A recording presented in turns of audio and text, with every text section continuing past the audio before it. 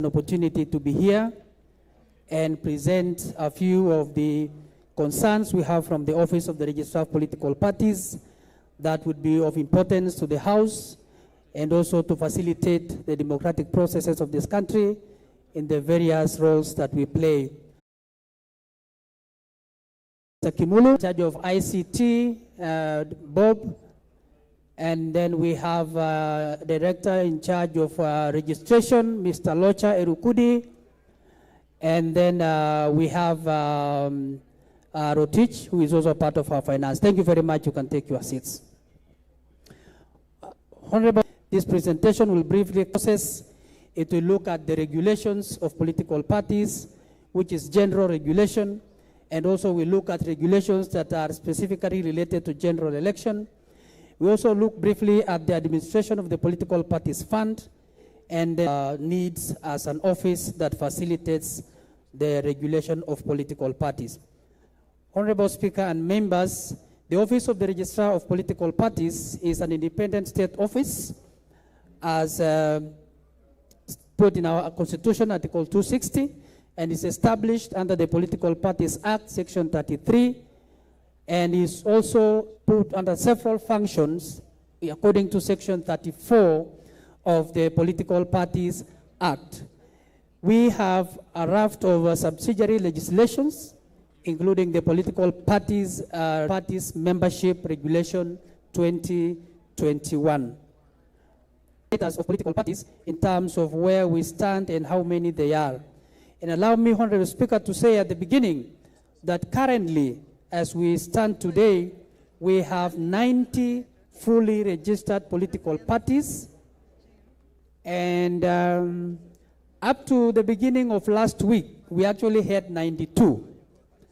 But on 12th January 2026, the registrar deregistered 2 political parties. One is Ukweli Party, and the other one is Vibrant Democratic Party. That takes us back to 90 fully registered political parties.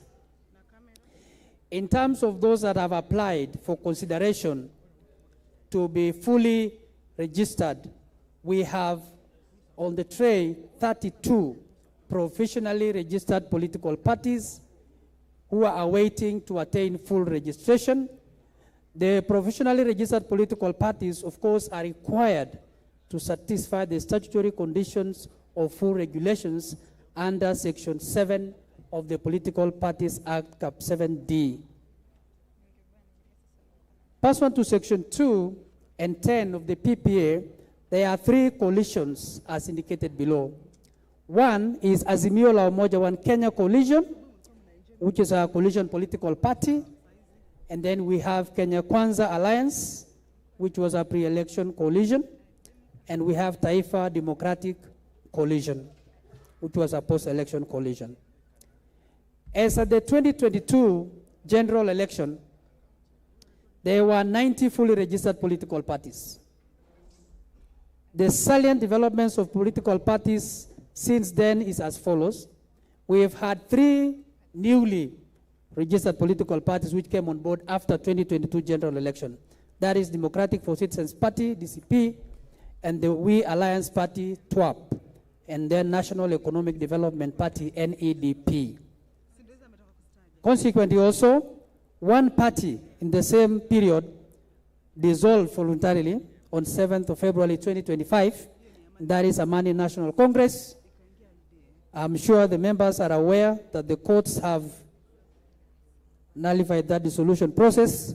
I'm yet to be served with a complete ruling of what has come, but the courts have said they should be reinstated back to a fully registered political party. In terms of participation for the 2022 general election, we had 90 political parties that were eligible for the general election, and 84 political parties submitted requests for purposes of participating in the general election 2022, but only 48 parties were able to secure at least one elective seat, either in the county assembly, the National Assembly, or the Senate. And there is a whole distribution, which I'll not go into, that gives how many members of which house did a party achieve in that general election. Honorable Speaker, the role of the Registrar of Political Parties is specific to the regulation, the registration, the supervision, and the administration of the political parties fund. Those broad roles center around the day-to-day operations of the Office of Registrar of Political Parties, but also critically become of importance even as we get close to a general election like we are now. I note the preparations for transition that have been mentioned on the program for today, and part of that transition is the preparation of these parties to be able to take over the next leadership of leaders that we bring on board. In terms of the general regulatory provisions and what the Office of the Registrar of Political Parties does, we focus on strengthening internal political party democracies. And we do this by being very careful to see how the parties constitute themselves, how the parties govern themselves, how they run themselves, and how do they comply to the provisions of the Political Parties Act Cap 7D. We also are very intentional, Honorable Speaker, of making the parties compliant in terms of inclusion of the special interest groups.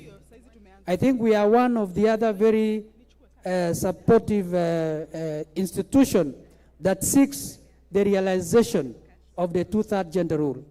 We really emphasize in the composition of the different arms of the parties that they actually show us how they have represented the two-third gender rule, to the extent that even when parties come to present themselves for the provisional registration, we cannot issue a certificate without the composition of that founding members giving us the two-third gender compliance, because we feel that is where it sits, and that's where we need to look at in terms of how we want this realization to come to pass.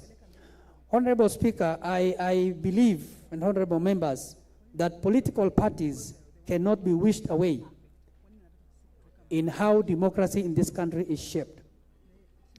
Political parties cannot be underestimated in the role they play in how democracy in this country plays. And for that reason, as an office, we feel that empowering political parties, institutionalizing political parties, is critical to our realization of democracy in Kenya. Because all of you, I believe, are members of political parties, maybe except a few. But all of us in the different houses are members of political parties. And I have said to the political parties for the time I have been in office, the last 4 months, I have a strong belief that if we cannot establish democratic political parties, it will take us longer to realize our democratic aspirations as a country. Because the leaderships of this country all sprout from the base of a political party. And so, honorable members and Speaker, the Office of the Registrar of Political Parties continually and periodically carries out compliance audits that ensures conformity to the Political Parties Act, and also the realization of what our Constitution foresaw in terms of establishing the political parties under Article 91.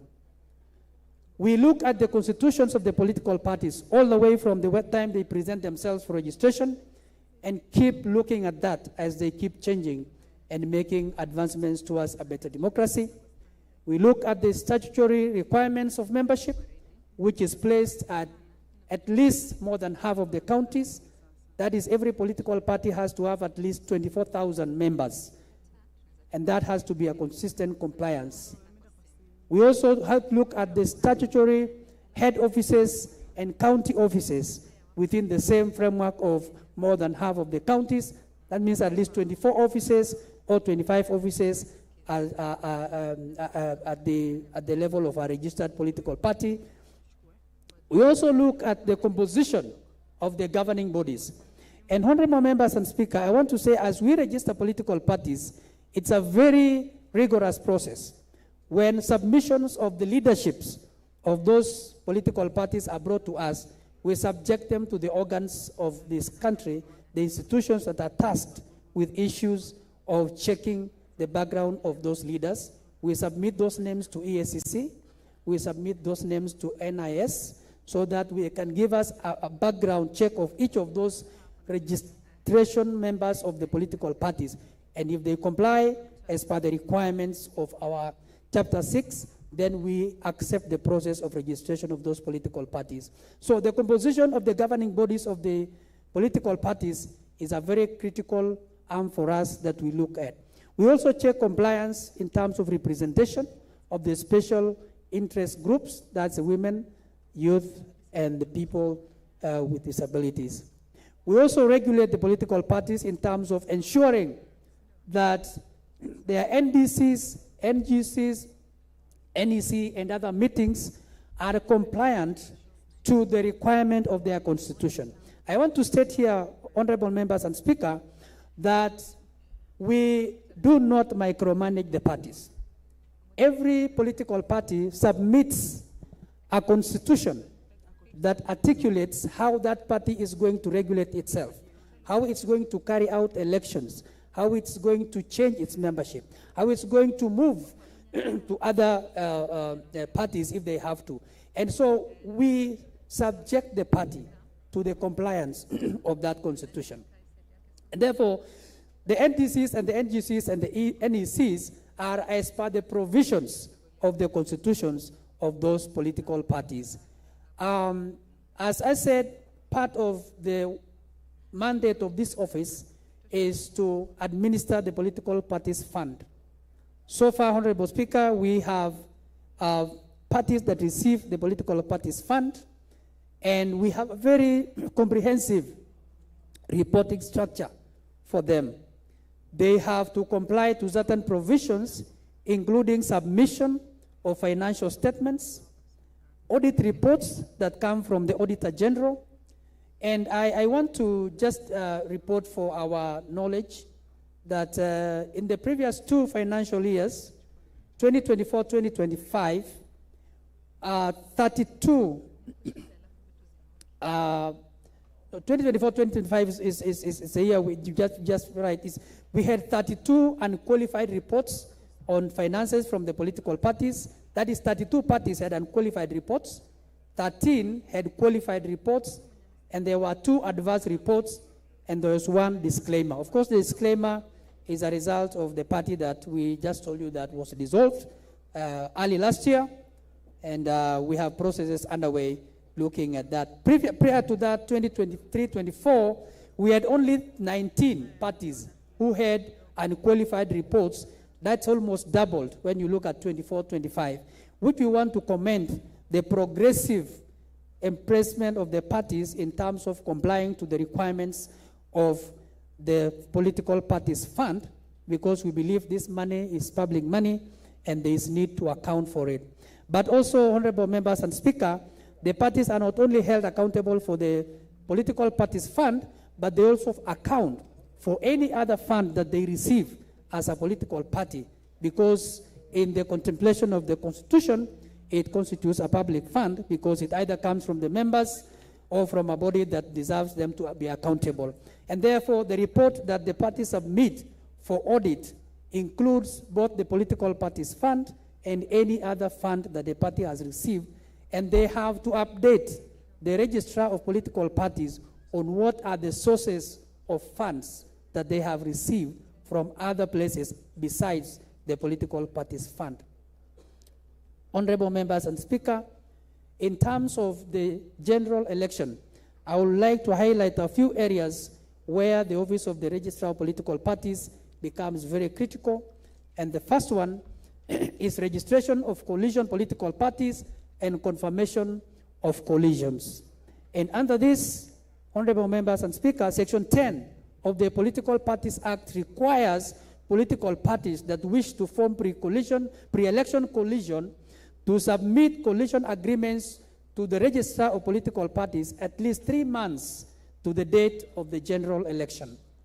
Equally, Section 10 of the Political Parties Act requires political parties who wish to form coalition political parties to submit coalition agreements to the Registrar of Political Parties at least 120 days to the date of the general election. It's important to note that Section 10 also requires political parties that form a post-election coalition to submit their coalition agreement to the Registrar of Political Parties within 21 days of the signing of the coalition agreement. Finally, on coalitions, it is to be noted that in terms of Section 7, subsection 9 of the Political Parties Act, a member of a coalition cannot be a member of another coalition. Honorable members and Honorable Speaker, the role of the Registrar of Political Parties comes way ahead before the Electoral and Boundaries Commission actually administers election, because we play a critical role in laying the ground for the political parties to be able to prepare themselves for the purposes of general election. And one of those things that we do, Honorable Speaker, is the certification of nomination rules and election rules of political parties. Section 27 of the Elections Act requires the registrar to certify party nomination rules for submission to the Independent Electoral and Boundary Commission for use in party nominations. Further, the second schedule to the Political Parties Act requires the registrar to review the nomination and election rules at registration of political parties, and whenever a political party proposes to amend the same in line with Section 20 of the Political Act, Cap 7D.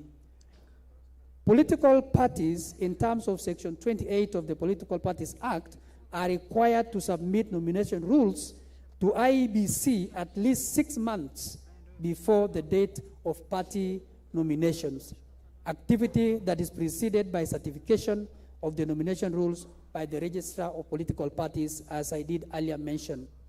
The other role that we play, Honorable Members and Speaker, as we get close to election, is the certification of party membership registers, which is at the custody of the Registrar of Political Parties. Section 28 of the Elections Act requires the Registrar of Political Parties to certify membership registers for subsequent submission to IEBC for use by political parties in party nominations. Section 28, subsection 1 of the Political Parties Act, Cap 7D, provides for submission of certified party membership registers by political parties to IEBC at least 120 days before the date of the general election and 45 days before the date of a by-election. Honorable members and Honorable Speaker, Section 28A of the Elections Act requires parties to submit their party membership lists to the Registrar of Political Parties 14 days prior to the submission to IEBC. Therefore, I still say that Kenya's legal framework provides for a close nomination of political parties. The other function, Honorable Members and Speaker, is the nomination by the parties. And that is Part 4 of the PPA requires the registrar to regulate political parties by ensuring that they comply with the provisions of the Act in conduct of party nominations, which includes parties using the allowable methods of nomination, which can be either direct or indirect, as I know many of you may be aware in your political parties. And Section 38 of the PPA also provides that there are 2 methods of nomination: direct nomination and indirect nomination. Direct party nomination means the process by which a political party, through its registered members, elects its candidate for an election.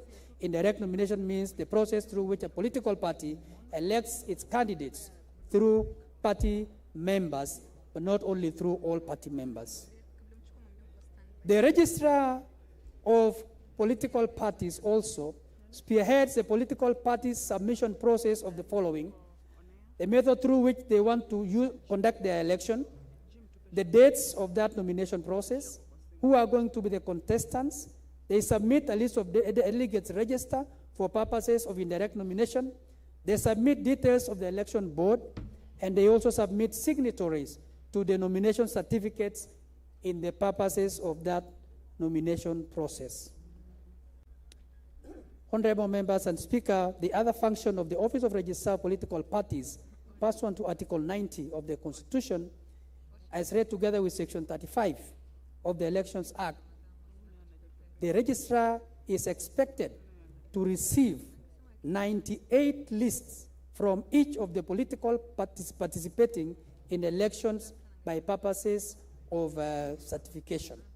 So we receive 98 lists from every political party, so 98 from the 90 for the purposes of certification for election.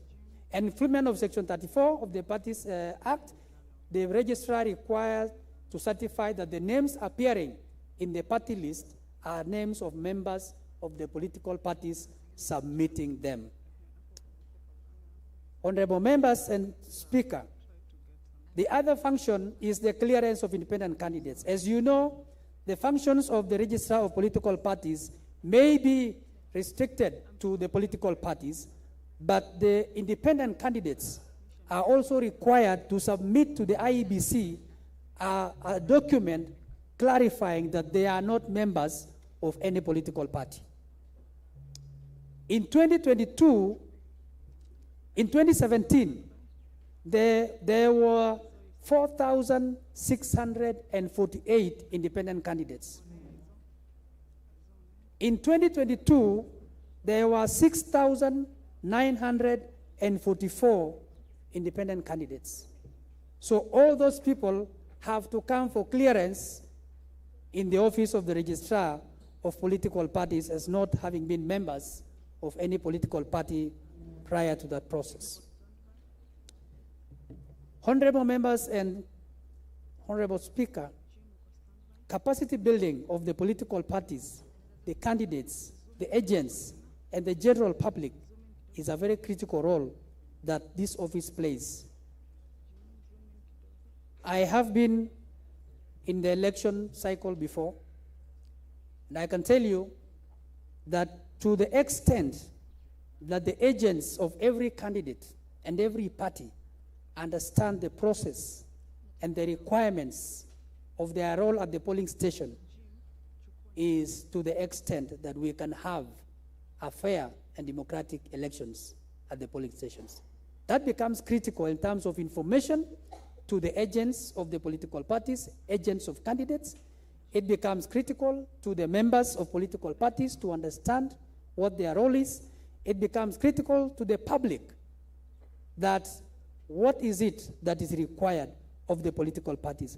And Honorable Speaker, we trained in previously 1,735 agents of political parties for purposes of preparation for election. Unfortunately, in the past, the just concluded by-elections, we have been strained because of resources that we didn't get, and we were not able to do this activity because there were no provisions in the budget in the Office of the Registrar of Political Parties. So we provide training to the governing bodies of the parties. We provide training to the election boards. We provide training to the internal dispute resolution committees of the parties. And this is one of the arms we are really trying to make sure that we empower strongly so that we minimize the disputes of political parties and at least resolve them within the walls of the political party. To avoid them spilling over to the outside of the political party, it becomes very complicated, and it creates a lot of other challenges that we do not want to face. So as an office, we already initiated the program of training the internal dispute tribunal committees of the political parties. I think we are now in our last cohort of that training, which is happening next month. We have started with 4 cohorts. We have done with the first 3, and we are doing the last one this coming February for purposes of making sure that we prepare the political parties to handle their internal disputes within the walls of the political parties. Honorable Speaker, we also participate, of course, as a regulator, we participate in monitoring the campaigns, we participate in monitoring the nominations, we participate in monitoring the general elections. Because overally, this then informs our processes in terms of what we need to prepare as we tailor ourselves to the next general election. And Honorable Speaker and members, we also do collaborative activities with all the other organizations, the IEBC, the NIC, in terms of securing a peaceful election. And one of my dreams, honorable members and speaker, is that we will be able to have a national dialogue for political parties so that we can speak to ourselves. Ile wanasema tusemezane ukweli. Because the upcoming general election is our responsibility as parties, as citizens, and as a country. And I've always said, honorable members and speaker, as much as we have parties with large following and parties with small following, but we only have one country. And if it doesn't stand for all of us. And if it sinks for all of us. And for that reason, I really think it is important that the members of the political parties, the critical members, the secretary generals, the chairpersons, and the party leaders have a conversation on how they want to look at this animal called General Election 2027, which has presented itself in many forms that we may want to look at critically, including those that have no names, they have no leaders, they have no identity at all. What does that mean when we come to 2027? How does that present itself? And honorable members and speaker, as the registrar, I have a strong belief that we are called upon as you transition as a house. I think we are in a transition as a country. And I want to believe that transition can be fashioned or transition can take its own form. And for me, I believe that fashioning it will be better for us than allowing it to take its own form, because the consequences will be different. So for that reason, I do believe that there is a reason for the parties to discuss and agree on how we want to midwife this forthcoming general election. Honorable members and speaker, allow me now to go to the other subject on the Political Parties Fund. Section 23 of the Political Parties Act establishes the Political Parties Fund, and Section 24 requires the sources of the fund be not less than 0.3% of all the national government share of revenue as divided by the Annual Division of Revenue Act enacted pursuant to Article 218 of the Constitution. Since establishment of the Political Parties Fund, honorable members and speaker, the same has never been fully allocated fund required under the law. This has been subject of litigation before courts, including the following suits. The first one is the Civil Appeal number 15 of 2018, Orange Democratic Movement versus the National Treasury and others. And the second one was Constitutional Petition E494 of 2023, Orange Democratic Movement versus Speaker of the National Assembly and others. In the above two suits, the courts have upheld the need for Parliament to allocate the required funds to Political Party Fund. Without the Political Parties Fund, political parties may not play their role as provided under Section 26 of the Political Parties Act. Section 25 of the Act, honorable members and speaker, provides the distribution criteria of the Political Parties Fund as follows. 70% of the fund is distributed proportionately by reference to the total number of votes secured by each political party in the preceding general election. 15% of the fund is proportionately distributed to the political parties qualifying based on the number of candidates of the party from special interest groups elected in the preceding general election. And 10% of the fund is proportionately distributed to political parties based on the total number of representatives from the political party elected in the preceding general election. 5% of that fund is used for administrative purposes. Honorable members and Speaker, conditions for funding of political parties are provided under Section 25, subsection 2 of the Political Parties Act. A political party shall not be entitled to receive funding if more than 2/3 of its registered office bearers are of the same gender. That becomes a disqualification for that party to receive political parties fund. 2, the party does not have a member of its governing body, a representation of the special interest groups. And lastly, the party does not have either a governor, a member of National Assembly, a member of Senate, or a member of the County Assembly. Generally speaking, has no elected member of either of the houses. Currently, 47 political parties qualify for the fund. This is after the Said Amani Congress was voluntarily dissolved in February of 2025.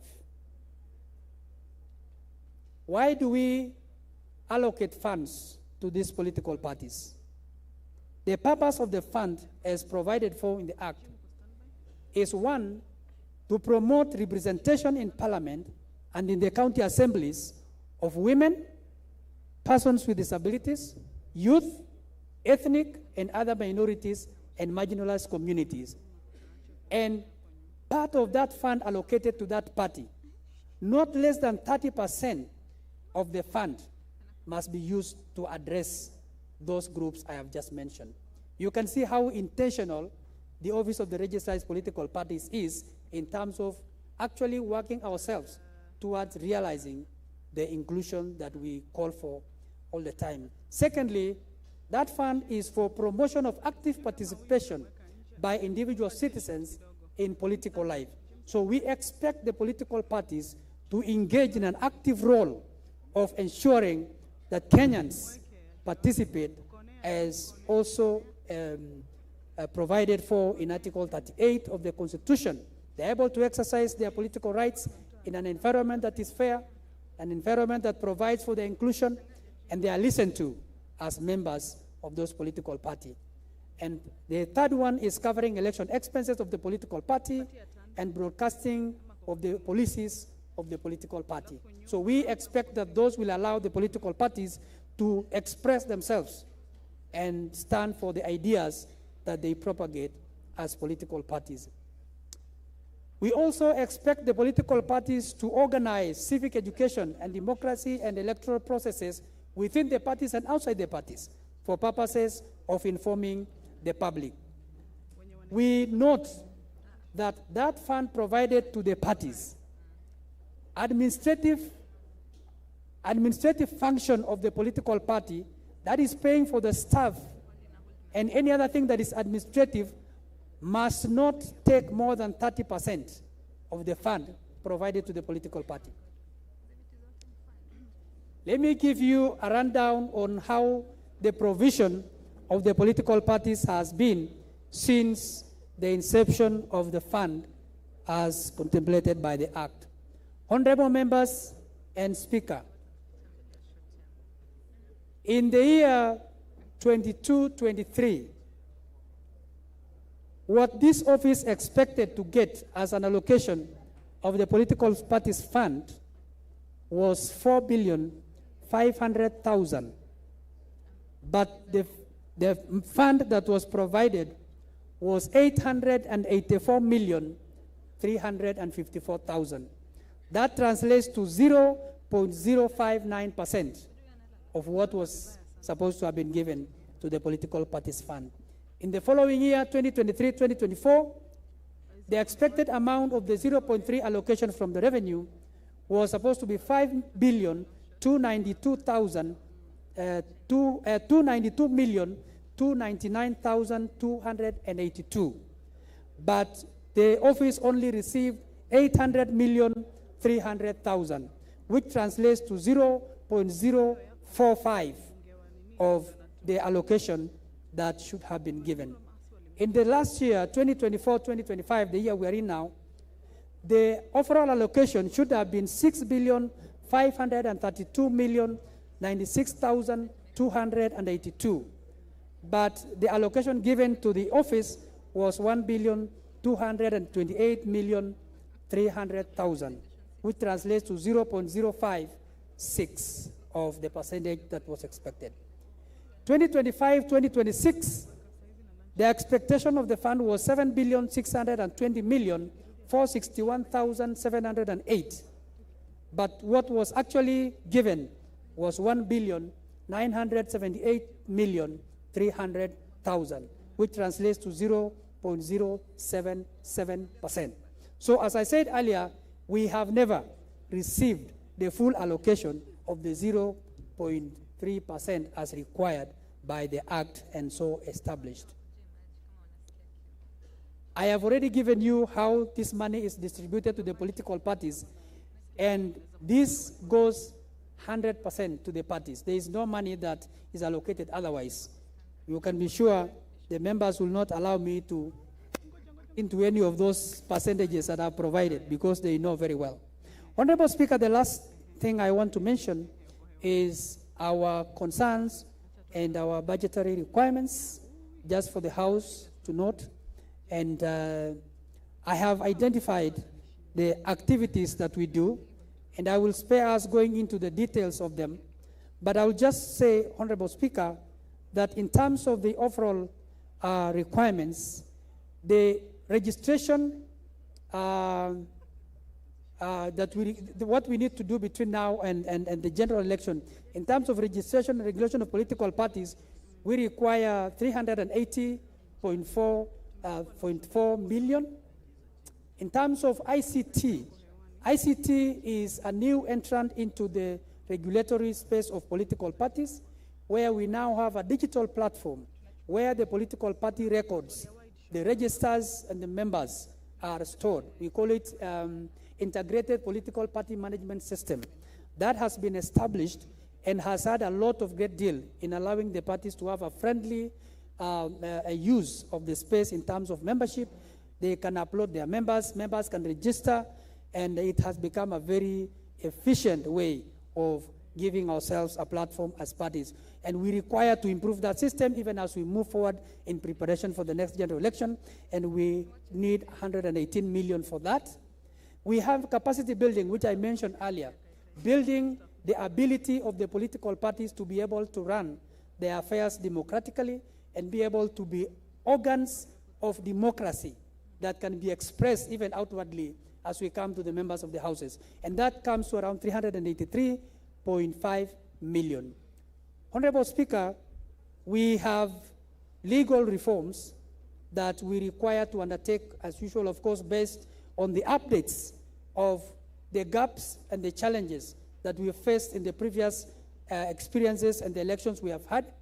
And we are currently undergoing that reform process, trying to inform what we need to put as measures. We are looking at clarity on party nominations so that the process centers on party members. We are looking at the publication of coalition agreement because we feel that sometimes the coalition agreements are not comprehensively understood by members. And so we feel that that needs to be given a provision so that they are well understood where they sit. We also, Honorable Members and Speaker, seek for institutionalization of very pragmatic consequence for non-compliance of political parties. The political parties are not very happy with the Office of Registrar holding people accountable, for example, for the 24 offices, for the 1,000 membership in every county.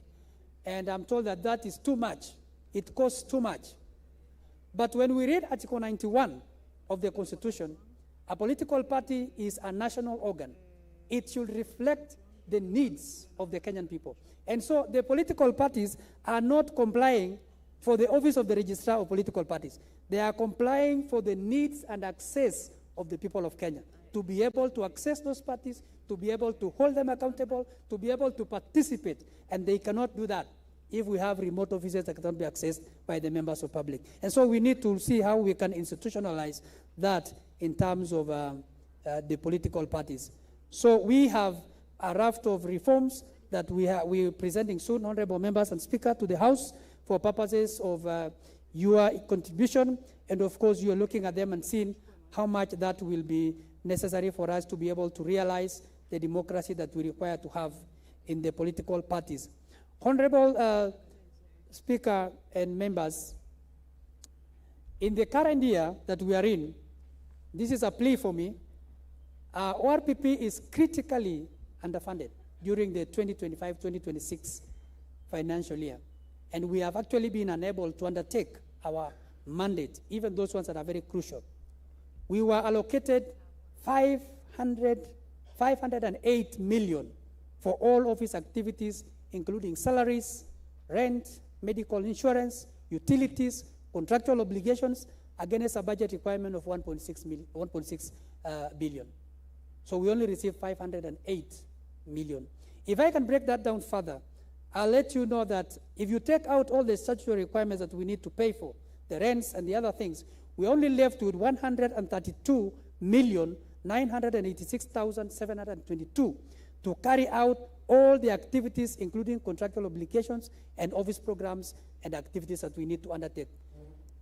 As a matter of fact, I think one person made a joke last week and said that the office of the registrar is given a budget that is less than that of a wedding committee and is expected to run a lot of activities. So, honorable members and speaker, we seek your support in this, that we may be able to realize the activities that we require.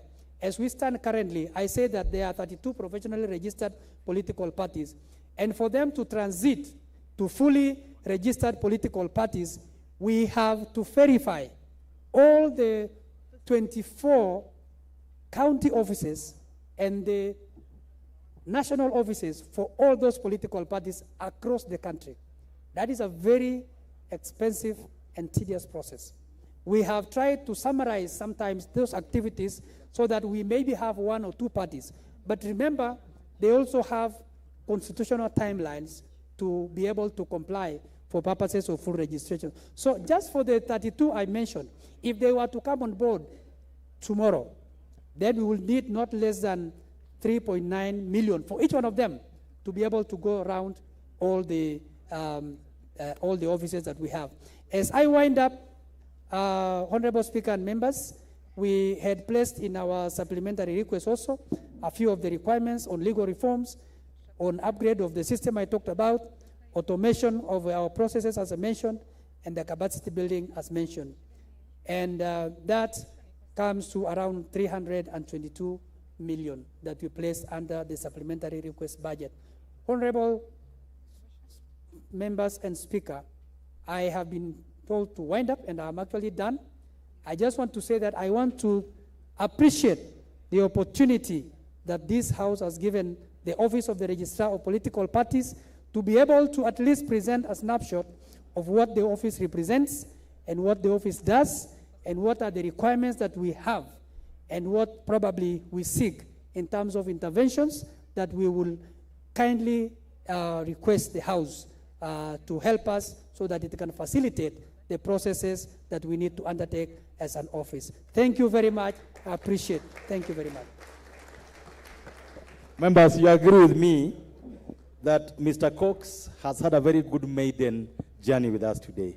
Could you please just give him a befitting applause? And I know that you know that I allowed him to do something that we would not allow anyway. Mr. Cox, next time you must come with a PowerPoint presentation that has figures beamed here. And in fact, what we'd like to have during this session, ask your staff to give our staff your presentation, so that if you're asking about the money is required, we can show it. If political party is present, we can show it. Those registered, we want it on our screen.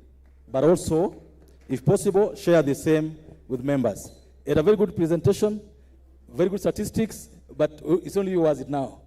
So please share with us, if you can, to our staff so that they can beam those when the time comes. Members, I will open this to the plenary.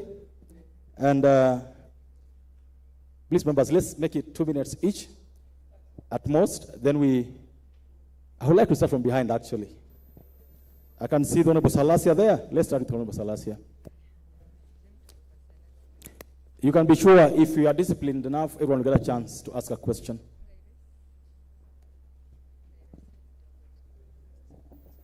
That's 2 minutes. So we're going to have the Honorable Salasia, the Honorable Kamket, followed by the Honorable Oundo here, and the Honorable Tim Wanyonyi.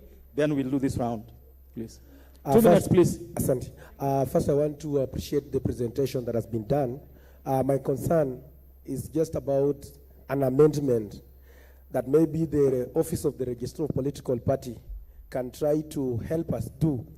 Because you will realize that in most cases, Kenyans are having a problem with the independence of the parliament.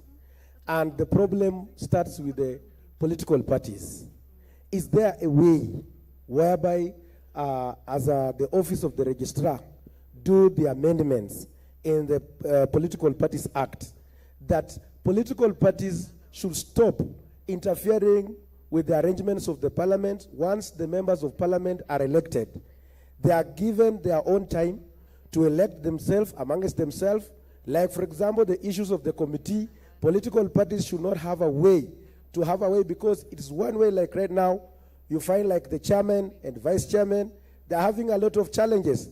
If now we are against any motion in the House, they are sanctioned. Be in the House at this time. We want to pass this. So there's a need for the political parties to help us amend the act. Thank you. Thank you. I think the question is noted. Asante. It's about, if I may be colloquial, defections in the House and all that. Honorable Kaket, go ahead. Thank you very much. I want to appreciate the presenter, the RPP. It's been very eloquent. Honorable Speaker, I would like to ask Mr. John Cox. I listened to him very carefully when he mentioned about the RPP conducting compliance audits for political parties, including sending inquiries to EACC, NIS, and other organs. Let me ask you, what is your view, or what does the law say about an impeached political leader being a leader or being a party leader? Thank you very much. A very straightforward question. Honorable Oundo. Thank you. Thank you, moderator. Let me also take this opportunity to thank the presenter. And those of us who have been around can remember the days from KANU as the only party to have a very minimal party in this country, and we are very grateful for the good work of Raila Amolo Odinga. My point of view is the issue of political hygiene. Indeed, one of the greatest undoing of democracy in this country is just political hopping from one point to another. You have clearly said that a person cannot belong to coalition parties at the same time. I don't know what is your take in this mess we are hearing now, broad-based, whatever it is called. What's your take in this mess, this embarrassing mess that's really retarding democracy in this country? Finally, on the issue of political parties, I do believe now budgeting is in our good hands. We'll resolve that issue once and for all. Thank you. Chair budget, I am sure you have heard. Thank you. Honorable Tim Wanyonyi. Thank you. I would like to ask how many political parties, I'm here, how many political parties have complied with this inclusion of persons with disabilities within their ranks? And also, increasingly, we've been having county assemblies that have no representation of people with disability within their ranks. Now there are about 22 or more. What have you done about that? Thank you. I'll now move to this side, and I'll start down there with the Honorable KJ. Honorable, is this Honorable Nzengu? Another 4, the Honorable Kejens, Honorable Nzengu, Honorable Odege, the Honorable Shakil, and then finally, the Honorable Nyamai. Mr. Speaker, it is to first appreciate the presentation from Mr. John Cox Lorian-Co. And my question is also going along the question that was asked by an honorable member, and it is in regard to a party, a political party, sponsoring for presidency an individual who has been impeached by the House.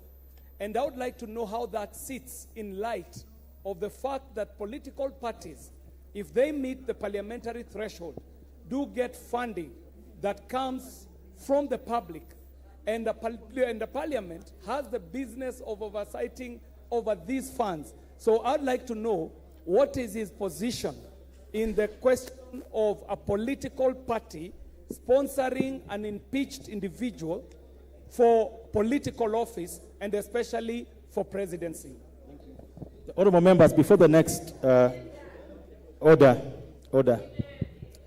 No, order, honorable members. Women, yes, but when I asked for you, you didn't carry your hands up. I picked those words. Order, Honorable Millie. Order. Order. Now, before the honorable member asks his question, all members, join me in welcoming the commissioners of IBC who have joined us this afternoon. They are all here, seated there, headed by the chairperson and the other commissioners, including my friend Lucy Ndungu, who is now commissioner and was the registrar of political parties. And on this question especially, Mr.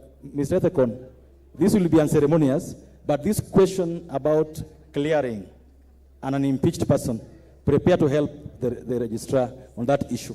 Because I think it's a dual role that you also play. So even before presentation, prepare to help in that particular question. Dr. Mozengu. Thank you. I'll come back to the women just after this. As I appreciate the presenter, my question is not going to be directed to him. It's going to be directed to Honorable Speaker of the National Assembly, Honorable Moses Wetangula.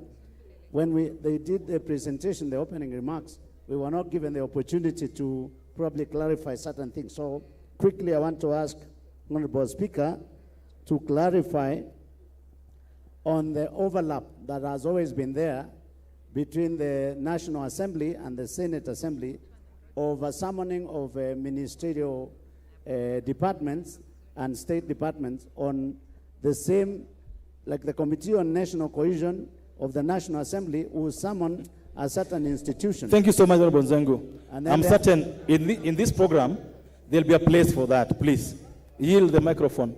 Okay. Please. Excuse me. The other clarification is on World Declaration, where our spouses are supposed to also declare on our behalf, on their side, if they're working with the government, or about the wealth on the member of the parliament. Thank you. Yeah. Honorable Dege, please, 2 minutes at most. Thank you very much, Chair. Listening to the presenter there, I realized the money is being given to political parties every year is 0 point something. And this money is well captured in the Constitution of Kenya. When are you planning to implement the law so that parties can get their areas? Thank you. The Honorable Shabir.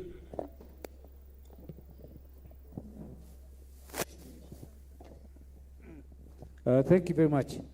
I think I'm one of the very few independent members of parliament who are not reassigned. I'm the only one.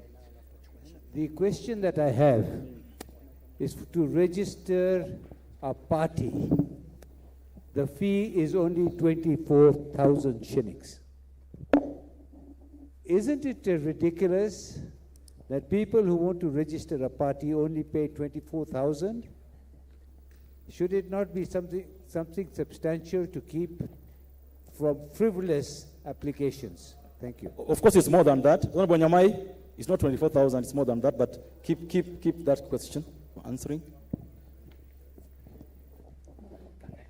Thank you. Thank you, Honorable Speaker. I would like to ask 2 questions. One, concerning the number of political parties Our search with the Honorable Kaluma shows that there are 119. You told us that we have 95. But the question is, each must have 24,000 members. Do you have an opportunity to check whether they are cutting across, or they are members who belong to several political parties at the same time?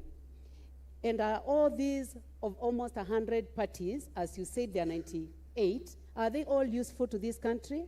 Then two, I would like to ask about the purpose of the funds.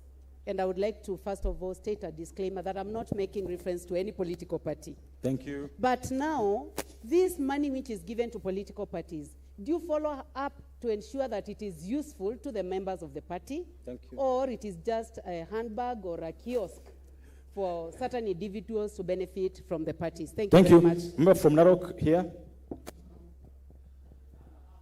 Just delete. The member next to the member from, yeah, please. No, come on. Everyone going to get a chance, please. Just chill out. This is the first round. You're going to come back. Thank you. That was a very comprehensive input by the presenter. But I only have two questions. Question number one, when we came in Parliament, there was, who is the final referee on party matters? Because I remember one time, Azimio was the majority. At the second time, UDA was the majority. So I was wondering, who counts these figures? Who controls them? Who decides? That is my question number one. Question number two, as I heard him talk, I'm praying the speaker you bring the chairman of National Cohesion and Internal Integration. He put in sense in us. But as I sit here, I feel we more urgently need the chairman, who is the Commission of National Cohesion and Internal Integration Commission. Because I think what is burning this country now urgently, we need to know what those guys are doing in this country. Thank you. We can't be fighting everywhere and they are getting salaries. Thank you. Then Bomilio Diambo, you wanted to ask a question? Well, members, I will request that we allow him to answer this first round, then we come back. Thank you. Thank you, Mr. Speaker or temporary speaker. My question was, why are you leaving women out when they are carrying their hands? But you have already addressed. Otherwise, I'm okay so far with the presentation. Then I will give that chance to Karoli Omondi as the last one on this. He chairs a caucus on these political party issues, so I would like his answer to be given alongside this. Thank you very much, Honorable David Ochieng. Just a few comments, and I think it was a very good presentation. Number one, I think our Constitution has two pathways to elective offices. One is running through a political party, the other one is running as an independent candidate. I think it is time to open political party funding to independent candidates, because the criteria is the number of votes that somebody gets is one of the qualifications. And it is very bad when an independent candidate wins and his votes do not count when it comes to political party funding. So I think we need to open that. Number two, I think it is time that we use political party funding to drive the quest for two-thirds gender rule. Instead of saying the registered officers are two-thirds so you qualify, it should be that your elected members are two-thirds, then you qualify for political party funding. That is a correct incentive that will make us get quicker to two-thirds gender rule. Number three, I think we need to make the registration of political parties easier. This definition of national character, that you must have 24 offices in 24 counties and 1,000 members per county, meaning 24,000, is itself unconstitutional, because the right of a person to association cannot be made contingent on having 24,000 other people willing to associate with you. If you look at the UK, what do they need to register a political party? You fill a form, you pay £150, you take 3 names, you take a name, emblem, a constitution, and a financial scheme, and you get it in 2 days. Thank you. So we need to change all these things. Thank you very much, Honorable Speaker. I take it that the Honorable Karoli's are comments.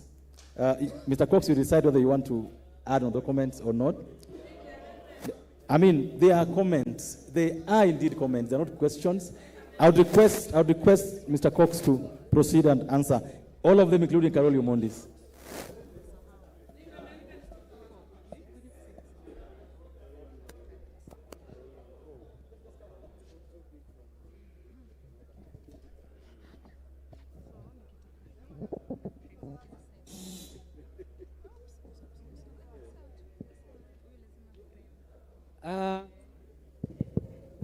Thank you, honorable members and Speaker, for those very good questions and comments.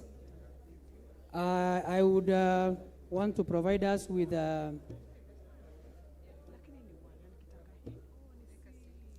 few of the questions that you asked. First, I will start with the issues that was asked. I think the decision as to who constitutes the majority and the minority is a function of the House. And I think as registrar, I only govern political parties in the process of delivering candidates for election. And when those candidates end in Parliament, they fall in the hands of the Honorable Speaker. And the political party registrar cannot attempt to regulate what Parliament does. So for that, I think I will leave it at that and hope that it will be taken that way. Political parties hygiene. I think I did speak to this earlier, if you were listening to what I said. You know, I know we love football in this country. When a team is in discussion on who becomes the captain of the team, the referee has no rule, has no role over that either. But when the team gets to the field, the captain has to be identified. And for the registrar of political parties, I can only regulate parties, I can regulate coalitions as per the provisions of the Political Parties Act and the Constitution. If people decide to have political engagements and arrangements outside the regulations of the office of the registrar, it's a little bit hard to regulate that which has not been brought to the framework of what you have been provided for and given to do in the Constitution. So I do believe that it may be need, and that's why I said earlier that we probably, I'm happy that the chair of the commission is here. Probably we may need to have ile inaitwa tusemezane ukweli as Kenyans and as leaders of political parties, because part of the insanity in the parties is what boils up to the general election. And we need to discuss and agree ourselves, how do we make this better for ourselves, not for anybody else. So in terms of what the political hygiene can be, and whether we can work and do what broad-based government, whether the other coalition should join the other coalition, I can only regulate how coalition becomes a legal coalition, how a political party becomes a legal political party for purposes of election. In terms of inclusion, I think I did speak to this earlier too, that part of the requirement of the fund for political parties is that they have actually, part of the allocation is their representation of the special interest groups.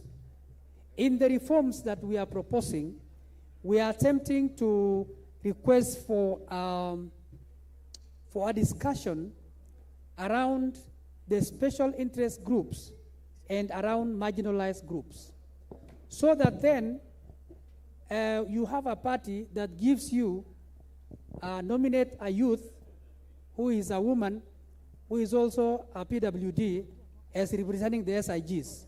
So you have one person representing everybody because they fit in that category. And so, you know, progressively we need to think about how do we then make the parties comply in terms of those categories individually as they stand, so that there is a woman, there is a youth, and there is a person with PWD represented, as opposed to one person representing everything. So those are some of the proposals we have in the Constitution, in the proposal, sorry, that we have. Honorable member asked about the registration fees. I think registration fees for you to be a provisionally registered political party, you have to pay a fee of 100,000.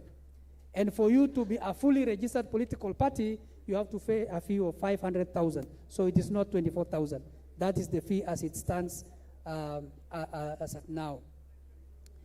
Member asked about the memberships and whether it is possible to have members who are also members of another parties and they are considered to be members of another. The system I talked about, which is the integrated political party management system, segregates and restricts membership to every party. You cannot belong to two political parties at the same time. So you are either in one or you are in the other or you have no party at all. So the system cannot allow you to belong to two political parties at the same time. So that is already dealt with by the system. And we need to improve that so that it includes other processes. Even now, you even know as political parties, if you understand the processes of your party and registration, you cannot register anybody remotely now. If you attempt to register anyone, when you put their ID in the system, there will be a prompt sent to the cell phone number of that individual asking them whether they are registering themselves as a member of this party. And they can consent or they can decline. So that is how far the system has allowed us to be able to mitigate around the issues of political parties being just run around. Somebody said whether we need all these parties. Why do we have all these parties? I think that is a valid question, but it is also a constitutional question because we gave ourselves Article 4. You know, the Republic of Kenya shall be a multi-party democracy. We have not capped that on any number. We haven't said there will be only 200 parties. We just said it will be a multi-party democracy. But I always tell the parties, you know, when people read the Bible and they misquote, that article is complete and says political multi-party democracy founded on two things: national values and principles of good governance. So we must see our political parties to be able to exhibit those two things, that they are political parties founded on national values, they are political parties founded on principles of good governance. But as to the number, that is something that probably we may need to rethink how our constitution is crafted and whether we need to look that up. Follow up to the fund. What do we do when parties get the fund? One of the things we do is that the parties actually, first of all, every political party submits a work plan that says these are the activities we have stipulated for this particular year. Again, it's a requirement of compliance for us. But for you to be able to follow up the activities of the 90 political parties, you would need a lot of facilitation for that. But we hold them accountable to that work plan that they send us. And then equally, these accounts are audited by the Auditor General. And they have to, that report is sent to the party and it's also sent to us. Earlier, I gave you the breakdown on the qualified and the unqualified reports, and those that have disclaimers based on the Office of the Auditor General report. We also have the parties publish their statements of accounts on their website and at least on one public reading newspaper. So those are parts of accountability so that then members are able to be able to see that. Of course, the other problem I have, honorable members and speaker, is that you can only hold anyone accountable to the extent that you understand. If you have no information of what to hold them accountable for, there is no way you can hold anybody accountable. And so the public and the members of the parties need to understand the processes of the parties so that they themselves can hold their own parties accountable in the interest of democracy. Now, who is the final referee in terms of matters? This is an issue, I think, that is in court. And I wouldn't want to mention this. I wouldn't want to get into it. But who is the final referee on party matters? Of course, the office has a role, and which is very well stipulated, and we leave that to the outcome of the court. The request as to whether we should have funds allocated to independent candidates. Again, it's a constitutional question. Do we want then to review the provisions that we have and provide for the allocation of funding to an independent candidate who is an individual in this case? And so how will that work and how will that function in terms of execution of that fund? Now, someone mentioned the fact that we need to make the fund become a drive for the 2/3 gender rule. And I agree with you. And I already mentioned earlier that already in the process of registration of political parties, we subject parties to represent, to give us that 2/3 gender compliance in the organs that they have, so that then we progressively impress. You know, we have to look at the office of the registrar not micromanaging the roles of the parties as independent entities, but providing an avenue for them to actually improve our road to democracy by embracing what we have given ourselves in our constitution. Make registration easier. Again, we have to look at what we have provided already as the parameters for registration. Is it punitive? And my question is always, is it punitive to the party, or is it punitive to the citizens of Kenya? Because the question has to be to what provides the best access, the best opportunity for citizens to access democracy. So we need to assess that process. Who is it punitive to? Is it something that is difficult for the party, or is it difficult for the citizen, who is the final consumer of the services of the political parties, and of course the services of the registrar of political parties? I think there's one question that I think I needed to handle. I think there's one question around the impeachment process, and I think we are a constitution compliant office. As I said earlier, we also have these leaders, these proposals of leadership from the parties subjected to the offices that have capacity to investigate and give us feedback on the standings of those people that are presented as leaders. And so if the report that has been presented to us does not indict anybody, then as an office, we do not have the capacity to have another option. That is one. Two, we have provisions in the Constitution, including our own Political Parties Act, Section 13, that says anybody who has been disqualified by the Constitution and any other laws as per the practices of the Act stands disqualified. But we also have Article 25, which again speaks to how do we disqualify citizens from participating. So what I want to say is we comply to the laws that already exist in terms of who qualifies to be a leader of a party as per the stipulated regulations of the Political Parties Act and the provisions of the Constitution that we have. I think I have given justice to all the questions, unless there's one that has skipped my note probably. Thank you. Thank you. I agree with justice to the questions. And if anyone is not satisfied, he'll be over lunch. He can be able to take another round. So another round of questions will be the last. I'll start with the Honorable Martin Peters, the Honorable McLeod. I'll come to Honorable Minority Whip, the Honorable Minority Whip and Minority Leader. And I think the last one would be, I can't see. That's member for Marakwet West. Okay, great. Let's go ahead. Thank you, Chair. Mine is simple. We as membership of these parties, we don't approve their budgets. And you have just presented to us that 32 have got qualified audit queries, and others have got qualified. Now, you as the person who funds them, what parameters do you use to make sure that the money you give them are utilized accordingly, or you just rely on audit report? Thank you. Thank you, Honorable McLeod.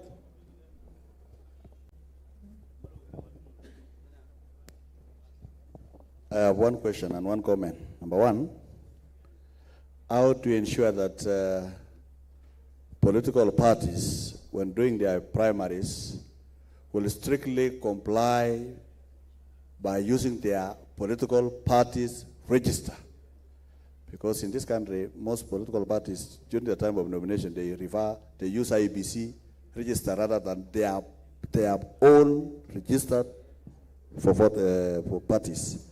Secondly, Chairman or Speaker, can we just tell us the truth? Because we have seen, Rianago, we have seen that one political vehicle dies before the next political vehicle. If you can see how political parties have been going on in this country of late, is that one regime starts with one party, and in their second term, they are in another party or another coalition. It means that there is no sanity, there is no dignity, there is no order of political parties that have an ideology in which citizens own and follow. What happens is that we follow our regional kingpins, we follow our leaders, wherever they go, even if they go today, we all go in that direction. It means we don't have a serious ideology on what we want as a country in a political party system, just like in America and other places. Give the mic to your neighbor here. No, give the mic to Honorable Mwinyi. Give the mic to Honorable Mwinyi over there before you bring it up. The Honorable Mwinyi just next to Honorable Maklap.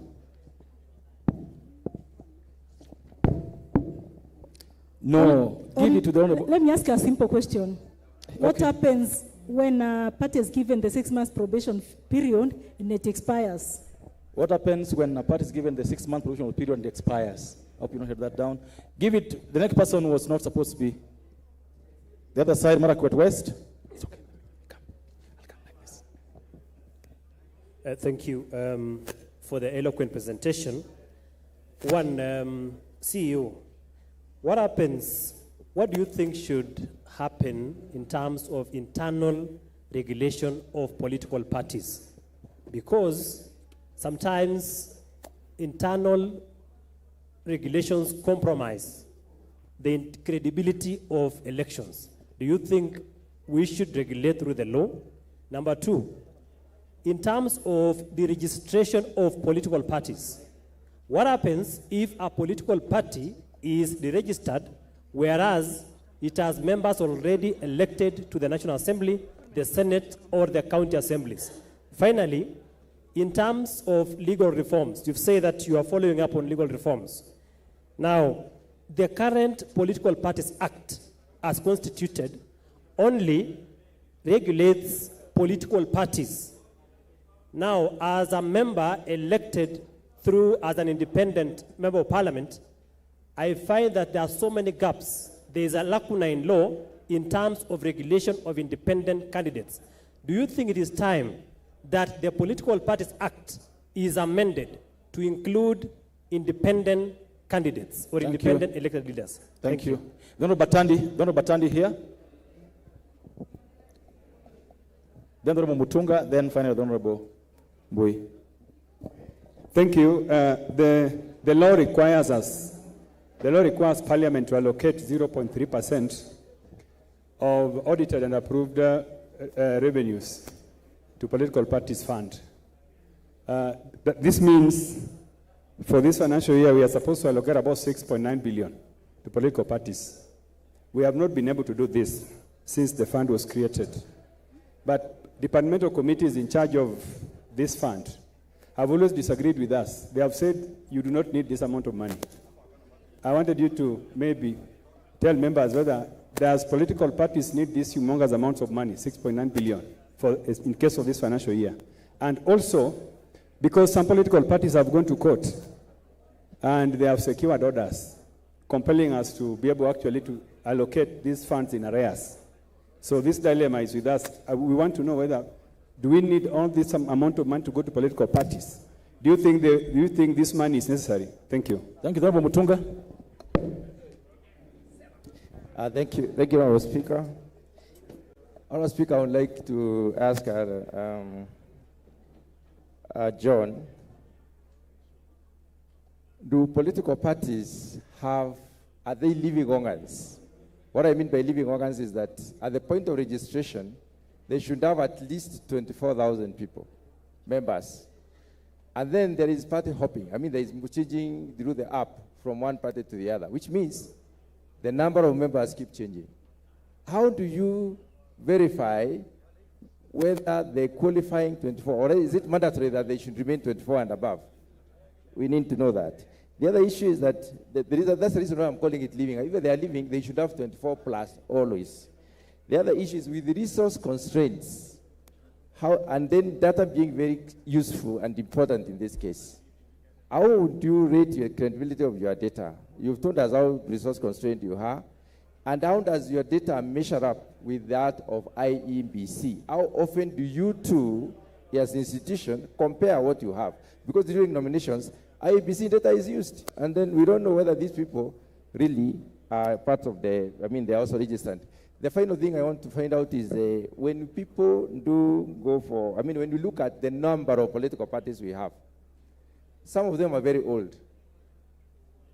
Do you have information to verify these parties are still in keeping with the requirements? Thank you. Honorable Mbui. Yeah, thank you, party leader of MDG. Now, one of the perennial problems that we have in facing political parties is in the registration of members. Many times when you even attempt to register people, you find they've been registered in parties without their consent. How do you intend to deal with this problem once and for all? Because it's really a serious menace in this country. That's one. The second one, I want to refer you to the Constitution of Kenya 2010, Article 91, which deals with political parties, 91.2 on the basic requirements for political parties. And it indicates that a political party shall not be engaged in violence or intimidation of opponents, C, establish a militia or similar organizations, and D, engage in bribery. Now, these vices are very rampant. I mean, if you watch news, you see those happening almost every weekend. So what I'm asking is, what action do you intend to take against these parties that are notorious for this kind of problems? Is it possible for you to deregister them, including even if it is a ruling party? Thank you. Thank you so much. I think very interesting questions. Remember, just remind you as Mr. John comes over, that even as in Parliament, we have a special committee that audits the Auditor General's findings on political party funds. I don't know who chairs it. Special funds must be done, Honorable Fatuma.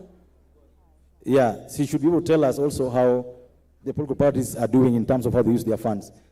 Bwana Cox, kuja.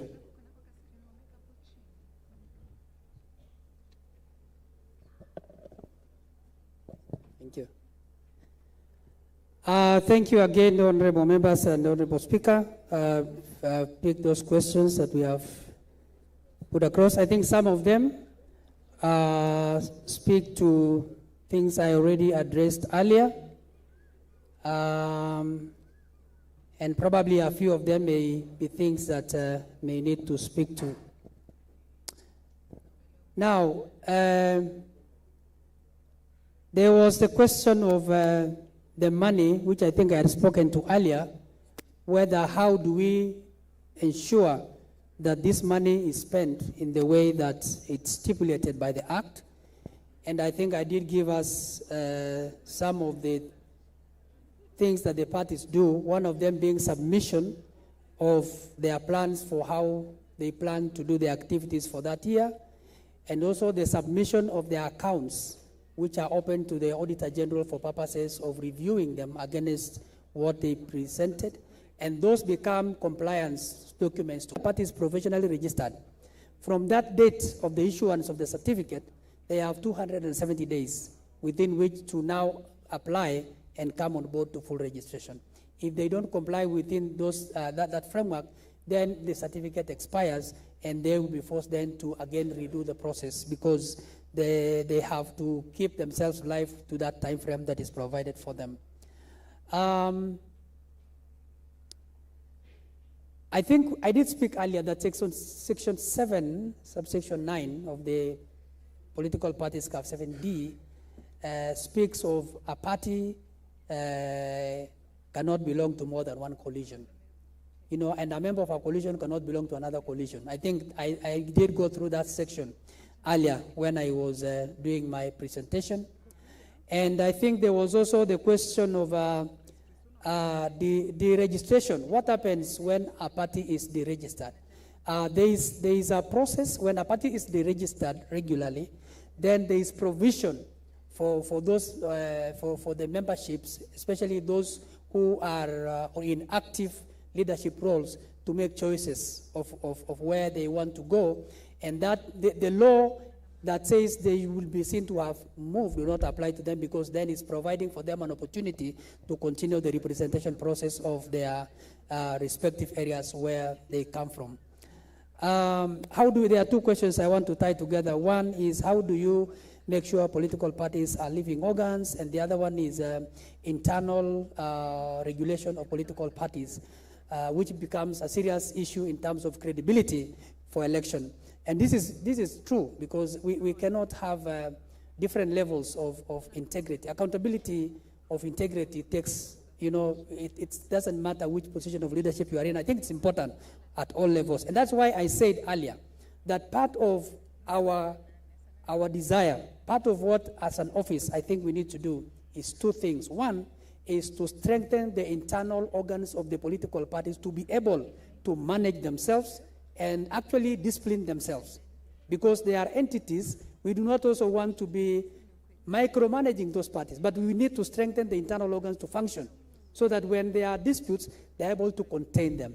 And they are not run down by their own memberships in terms of the leadership, but they're able to control them. And the second one is we need to sensitize the public.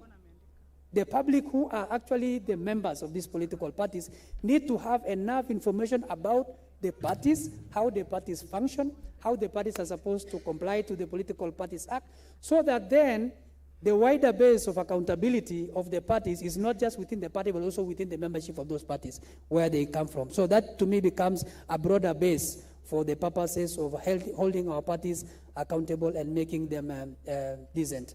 Do we need to do reforms to have independent candidates regulated? Again, it's a conversation that we need to have. How will that look like? I mean, there was the proposal of whether we need to have them provided for in the political parties fund, and whether now we need to have them provided for in terms of regulation so that they do not become, runaway members who have no regulator because they are independent candidates. Then how do we put that in terms of what the Constitution says and what the Act says so far? But I would say that in terms of the reforms that we are right now, we have not featured the issue of the independent being considered probably as one of the people to be regulated, neither the consideration for the fund. So it's something that we're looking forward to see how that is going to look like as we move on.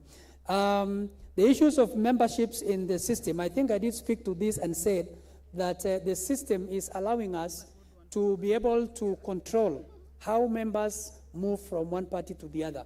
As opposed to maybe previously, for those who came on board earlier, we didn't have a system as such, but now we have a system that actually has a very good control, that you cannot register as a member of two political parties. Neither can you include somebody in a party without their consent. Neither can a party also join another, can an individual join a party without the consent of the party. Because when you apply to be a member of a party, then the party gets notification and then have to consent for you to be a member of that party. So it works both ways. Now, in terms of integration roles, I think you know that I've mentioned earlier that IEBC and ORPP have no options. We are joined at the hip because of the processes that we have. I mentioned about the nomination rules. I talked about political party registers. I talked about political party nominations. All those processes are certified by ORPP and are submitted to the Electoral and Boundaries Commission for purposes of elections. So we have to speak to each other in more than one way for us to be able to hold the parties accountable. And even the issue of party lists, the parties have to bring their lists to the registrar for certification, and then those lists are submitted to Independent Electoral Boundaries Commission for purposes of use in elections. The registers of parties are held in the office of the Registrar of Political Parties. So how do we then subject the parties to compliance in terms of using those registers during nomination? And I think mentioned earlier that when parties are almost doing their nomination processes, they come to collect certified registers of that party at that point in time to say that this is the register of party A at this point in time. Now, we do monitor the processes, and probably what we may need to find out is how much do we want to provide in terms of holding parties accountable to that compliance that can go to the office of the Registrar of Political Parties in terms of holding the parties accountable and maybe the punitive measures that can be given, maybe a punishment.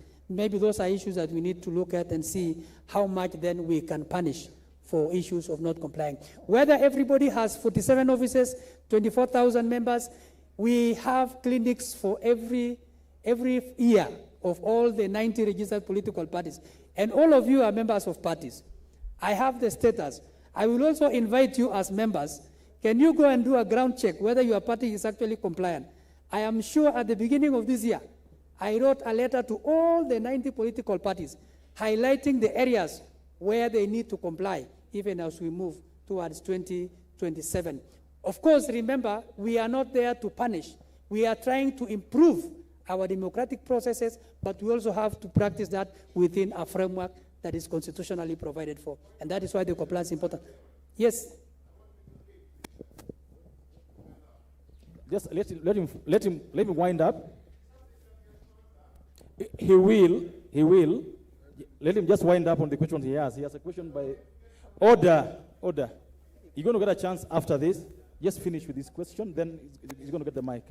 Give him the mic just after this. Okay, so I was talking about the integration, and I said we have a lot of integration that we have in terms of registers. Remember, as parties register for themselves to be political parties, we have to confirm that those 1,000 members from every county are registered voters. And the only way we can do that is consulting the register of IEBC, which is the only custodian of registration of voters. I think we can leave it there and take the next set. There are two more questions you didn't Okay. answer. One was whether you need the political parties fund by the Honorable Batandi, and another one by Rubu Mbui about compliance by political parties on violence, bribery, and those. Those two have not answered. I think I did speak to the one about the violence, because part of this violence comes from probably the nominations of the political parties, and it springs from not being compliant to the regulations, which you have the Constitution, the political party nomination rules, which you submit. And so I think what we have not probably provided for is what type of punishment can register of political parties give to a party in terms of not complying with the rules at the point of nomination of candidates for election in that process. But that provision of the rules come to us. But they are your rules. We don't make them for the parties. The parties make them and submit to us for certification, for purposes of practice in terms of those offices. Do we need the fund? I think from what I said earlier, we gave the uses for what the fund is provided for. And part of the challenges we have, probably in the parties, that they may not be able to comply to most of these things is because we cannot provide funds that we do not have.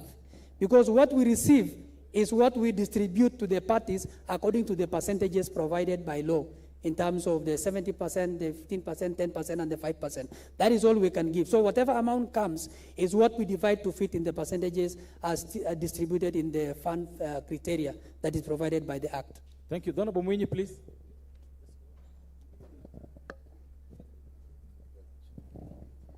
Asante sana Bwana Mwenyekiti.